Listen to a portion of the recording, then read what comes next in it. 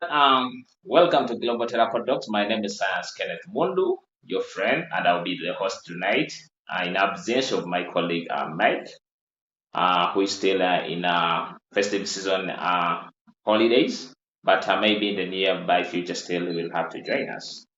Other than saying, you're most welcome to the show, and if you have anything apart from what you want to share, I would like to invite you and you say your opening remarks to the people who will be viewing this session. Yeah. Yeah, hello. It's nice to be here on Global Terrible Talk. Thank you for having me. Yes, I can introduce myself perhaps. My name is Luca Berardi. At the moment, I'm a student at Malmö University, but I've been active in conservation and dabbling in a few other things on the side, like music and writing and stuff. But yeah, conservation and sustainability are core passions of mine, and I think we'll be diving into that in our discussion today. Yeah. Yeah. Thank you so much, Luca, for those warm welcoming remarks. And I believe that this session will inspire someone out there after it's been uploaded on our social media handles. And I believe that the information that we are going to share will open room for either they agree with us or disagree with us so that we proceed more with the conversation. It will take around like 40 minutes of this interview session, but I believe that it will be very rich. And I believe that someone else there will be inspired by our talks. Maybe Mhm. to Yeah. go to the topic tonight, we shall be talking about conservation in relation to Sustainable Development Goal 15, conservation, life Hmm. on Earth and life below the waters. To give you Yeah. a brief background of, the Sustainable Development Goals, these are the goals that were introduced in 2015 after replacing Millennium Development Goals. I was reading about your background, and I was really impressed by your motivation to promote conservation. You really started the conservation awareness at a very tender age. At the age of around 80, you were already spreading awareness. I mean, Mhm. in your view, I would like to go straight to the first question. Why do you think conservation is really important, especially in the global setting? Yeah.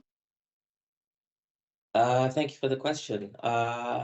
Conservation is, well, perhaps conservation is a very abstract sort of word. We don't really get a sense of what it really means because it's in effect a responsibility that we owe to not just the other human beings that we share this planet with, Yeah.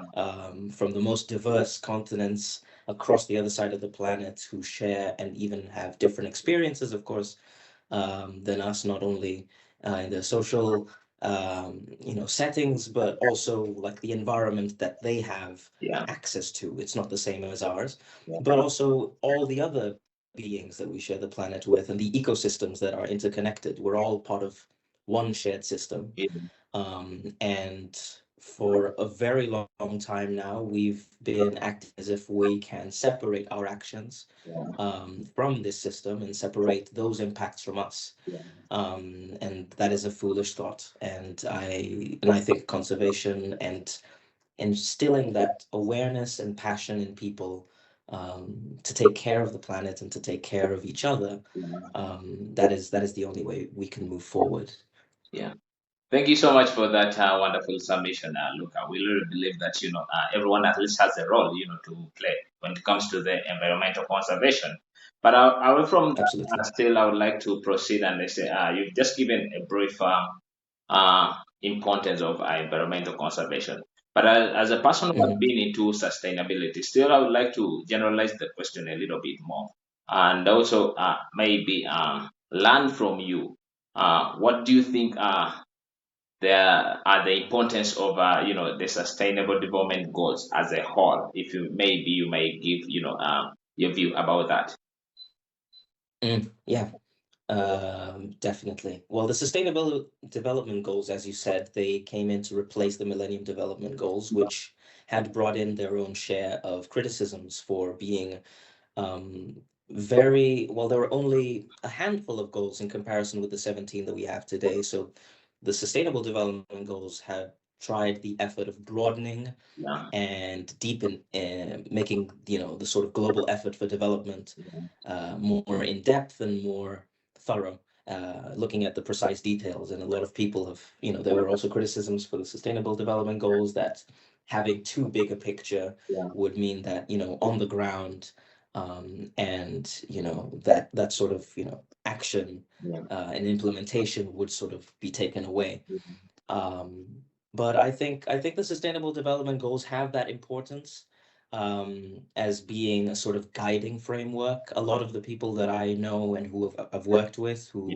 yeah, operate in this space, they first come to conservation or sustainability or even social issues yeah, like through the lens of the Sustainable Development Goals. So they have an incredible inspirational power, I think, yeah, and they make a lot of these issues accessible. I think it's very easy, yeah, through this toolkit that is provided by saying, okay, in goal 3, we have these many targets, and this is what they focus on, and these are the sort of outcomes yeah, that we can see in society when these are, levied appropriately and improved upon.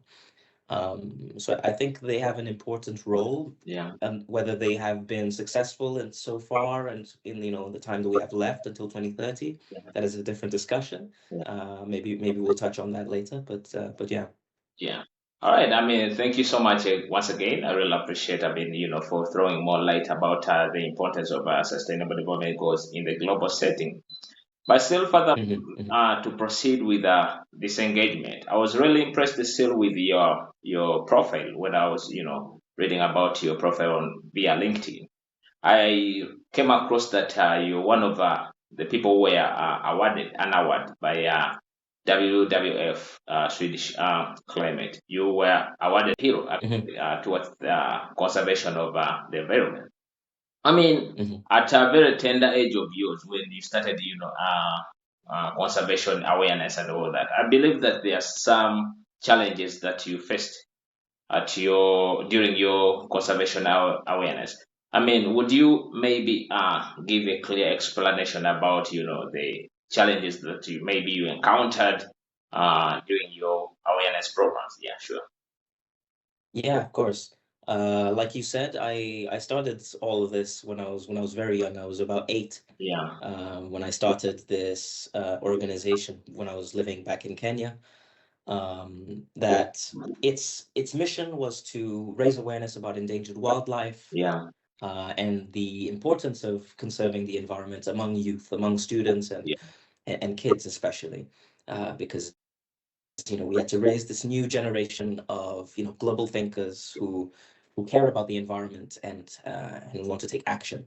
yeah, And that was, at first we started with like sort of recycling projects. So we'd go from offices and schools and try to collect waste paper yeah, and stuff. And some people would turn away like, what do you know at 8 years old? What would you know about saving the planet or yeah, whatever it is?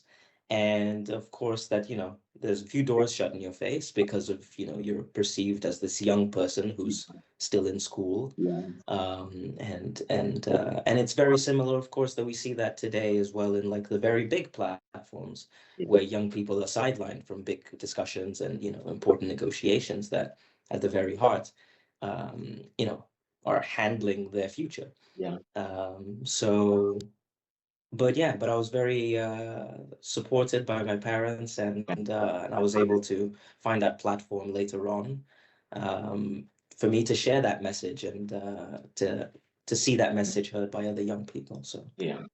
Oh, nice. Thank you so much. I mean, yeah, in every journey, at least I believe there are challenges that you encounter.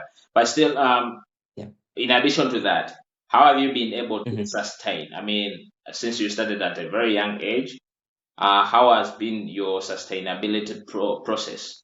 How have you handled the sustainability process up to where we are right now? I see trying to move across beyond countries on issues related to environmental sustainability, environmental conservation. I mean, how have you sustained this program, and which other information would you give to a young person or a youth out there? Before we proceed to another question of the interview. Hmm. Yeah. So when you mean sustain, you mean like continuing the projects no matter like where I've Yeah, been yeah, no matter, living and yeah, stuff, or no matter the challenges, that you encounter throughout. Yeah, yeah. How have you been in position yeah, to sustain that journey?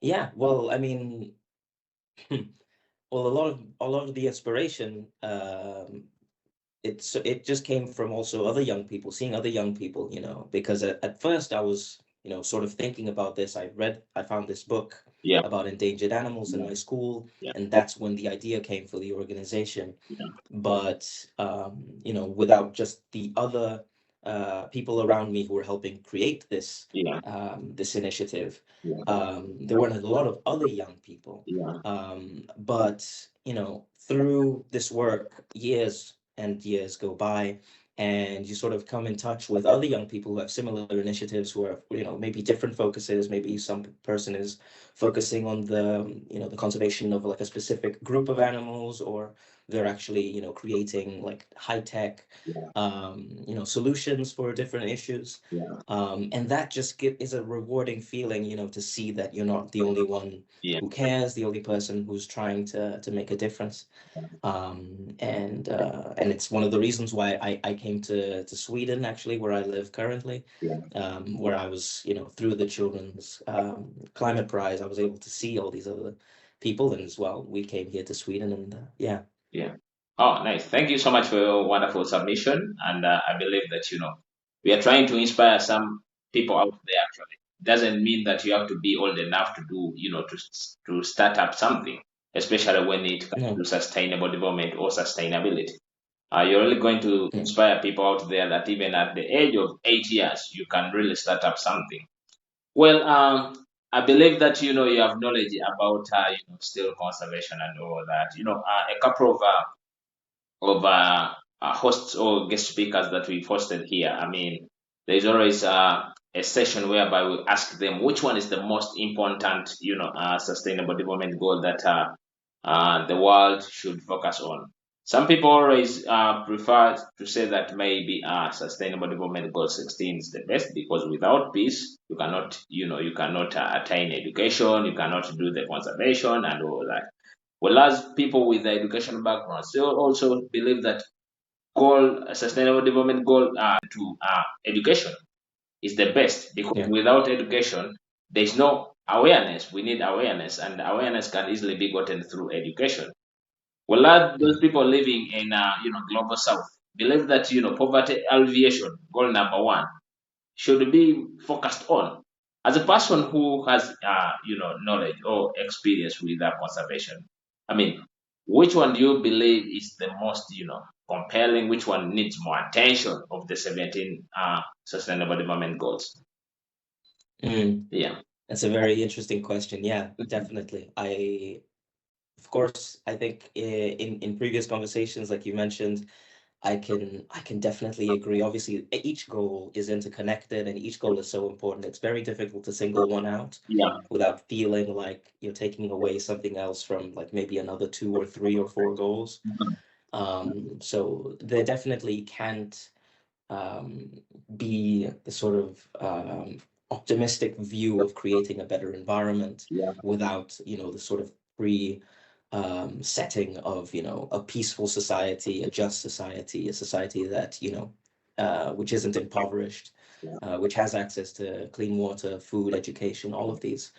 But just to perhaps keep a distinct answer from other guests, I'd say an important goal that maybe sometimes goes unnoticed is goal 17, okay, which is about partnerships okay, and collaboration. And I think that at the end of the day is sort of the implicit yeah, um, goal of the Sustainable Development Goals, is that we have to work together across sectors, across borders, yeah, across whatever sort of boundary that exists to really come together and create these solutions.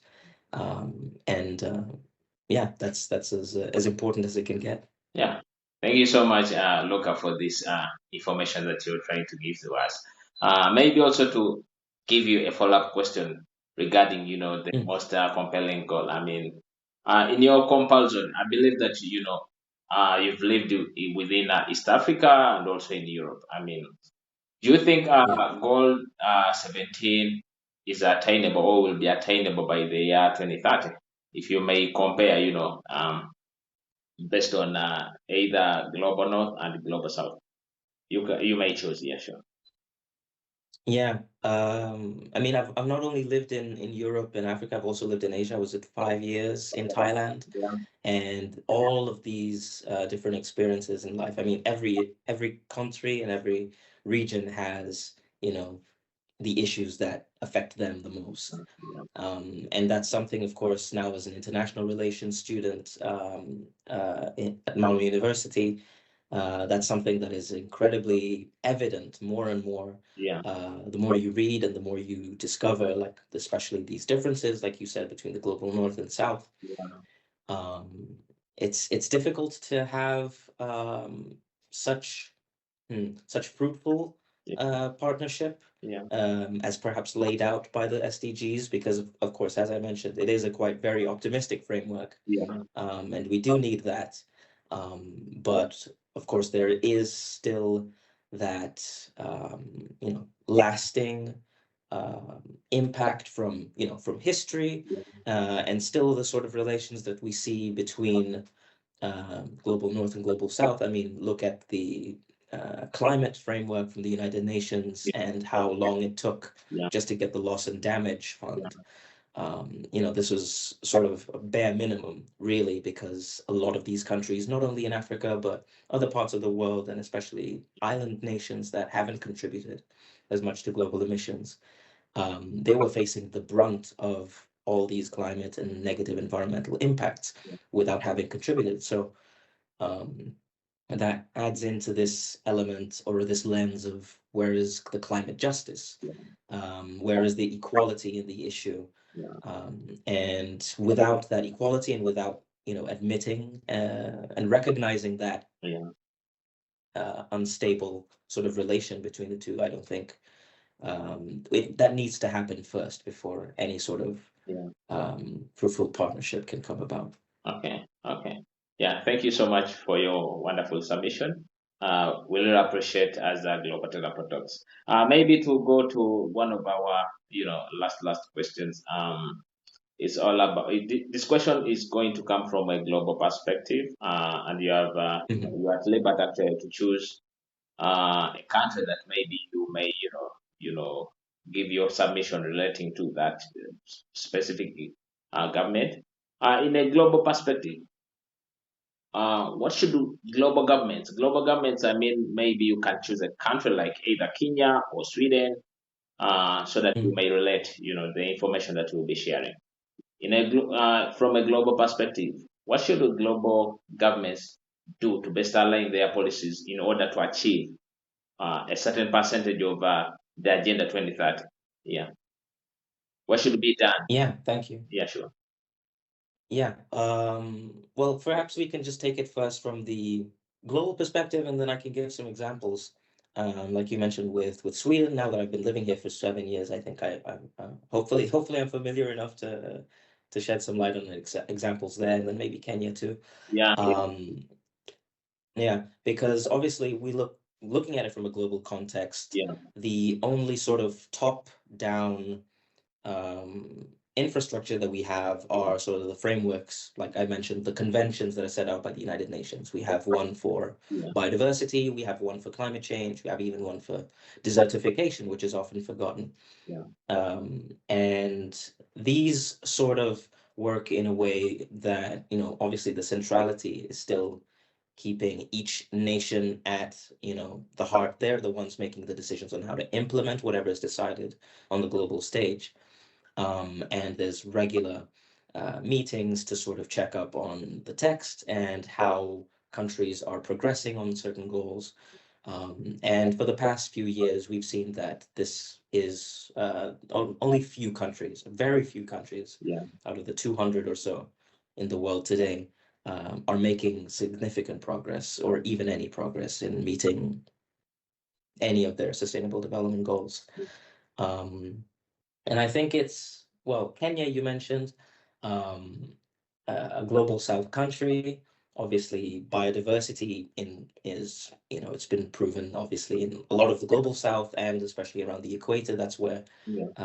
biodiversity is richest. Yeah. So that's where a lot of, sort of protected areas, which are mentioned in the Convention on Biodiversity, protected areas are important ways as seen to protect biodiversity. Yeah.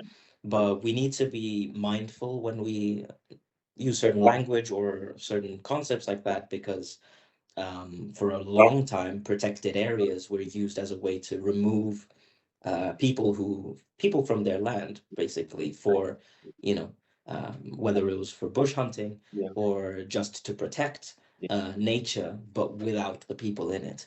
And that obviously can still continue today, where we see, human wildlife conflict is a very, very big thing, obviously. And in Kenya, elephants come in, they eat crops, or lions and other carnivores might take your goats and cows. Yeah. And that's someone's livelihood, that's someone's, work, of course, and that can create this vicious cycle of retaliation, Yeah. and no one really benefits. So there needs to be a way to have communities at the center of conservation, by having them see the benefits, and being sheltered from the whatever negative impact may be, because there are ways to sort of balance the needs of nature and the needs of people. Um, and these need to be reflected in the text, these need to be represented, people need to be represented more, indigenous people. And speaking of indigenous people in Sweden, that's a very big issue, which I've come to learn about, because when in September of last year, Yeah. together with WWF Yeah. Sweden Youth, which I was a part of for 3 years, Yeah. um, we went up to one of the northernmost regions of the country, in like this town called Jokkmokk, and Yeah. we learned about the Sami people, and of course their connection to the north, Yeah. and their traditions with reindeer herding, Yeah. and yoik, and how really there's a oneness Yeah. between the indigenous people and nature, and that it's not really taking because you give back. Yeah. But that isn't really the modus operandi for the whole country, or for, even better yet, the global north, True, true. right? Because it's a very extractive relationship, where we just take, consume, and then it goes into waste, Yeah. which doesn't exist as a concept in nature. And so we need to protect, environmental defenders and indigenous people. They're one of the most important Yeah. groups Yeah. for protecting biodiversity, and thus the climate, Yeah. and sidelining their rights and taking away land, through some of the activities like mining that they're trying to do up in the north, and they are doing. Yeah. That's no way to do it. So yeah, it may be very long-winded, but I think what I mean to say in summation Yeah. is that we need to find a balance to have, representation on one side, Yeah. but also, you know, there's an equal right for everyone to have a sort of piece of the pie. Yeah. And now, in the way that things are, it's very evident that only a certain group of people, Yeah. a very small group of people, are benefiting from the state of the world. Yeah. And if we want to create a better world, then it has to be through solutions that are inclusive and representative of the people that are being affected, Yeah. and not least by the negative impacts on like the actual environment and species that we're driving to extinction. Yeah. Yeah, thank you so much. Look, you just mentioned about the Sami people actually. When I was still Mhm, studying my master's in global politics at Malmo University when I was still in Sweden, actually we studied about them. And in mhm, your submission, inclusivity is very key, especially if you want to improve, the attainment of the Agenda 2030. To my mhm, expectation, or to my surprise right now, is that the Sami people are still one of the marginalized in Sweden, if I may say.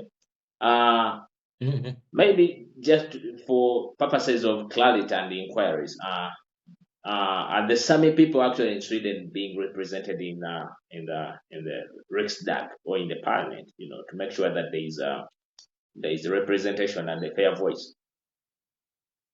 Um, well, I'm not too familiar. I think I mean, there's a distinct parliament that they have in the north because the Sami people are cross boundary Yeah, indigenous people. They live in also in Norway and Finland and parts of Russia. yeah.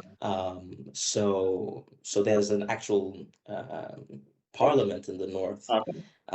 where they actually have, I think, more discussions on that. But I don't know how the interplay between Yeah. the Swedish parliament Okay. works with that.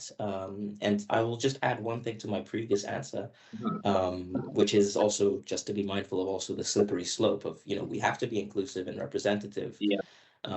in this, but not as a showy way, because actually, one of the worst things that we have obviously right now in many Yeah. frameworks and conventions and platforms is the pervasive nature of greenwashing and Yeah. youth washing and having the face of saying, or the facade, better yet, the facade of including people in a conversation, Yeah. but not actually taking to heart Yeah. their submissions to the conversation and in what they bring to the table. So we have to actually listen to people who are including into the conversation and not just having them there to fill a seat. True. True. True. True. Yeah. Thank you so much. We are coming towards the end of this interview, and I really appreciate the time that you've given us. It's really very precious. That I'm reconnecting with you again. Virtually. But maybe in a nearby future, we shall maybe meet again, especially anywhere around the world. I believe we can always. Yeah, of course. Yeah. Another question, maybe the last question. What advice would you give to the people out there uh, to best plan for better environmental conservation, especially? I mean, what should the people do regarding to environmental conservation? Yeah. What advice would you give to people? Mm. Yeah. Well, I mean, it's a fact. It's all a journey.